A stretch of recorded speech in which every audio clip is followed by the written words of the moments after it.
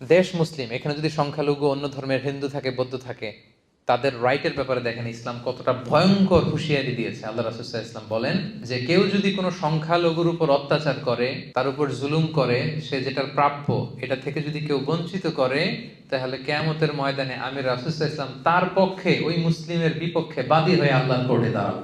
আপনি নামাজ পড়তে পড়তে কপালে দাগ ফেলাই দিয়েছেন, দাড়ি রাখতে রাখতে এত লম্বা জুব্বা, এরপরে হিন্দুদের বাড়ি দখল করতেছেন আর বলতেছেন আপনি বড় হাজী সাহেব। আল্লাহ রাসূল সাল্লাল্লাহু আলাইহি ওয়াসাল্লাম বলতেন কিয়ামতের দিন আল্লাহ রাসূল ওই হিন্দুর পক্ষে থাকবে, আপনার বিপক্ষে। কথাটার ওজন খেয়াল করেন। আল্লাহ রাসূল সাল্লাল্লাহু আলাইহি ওয়াসাল্লাম বলেছেন তুমি মুসলিম হও, তুমি হাজী হও, তুমি যেটা হও, তোমার বিপক্ষে থাকবে আমার অবস্থান কিয়ামতের দিন।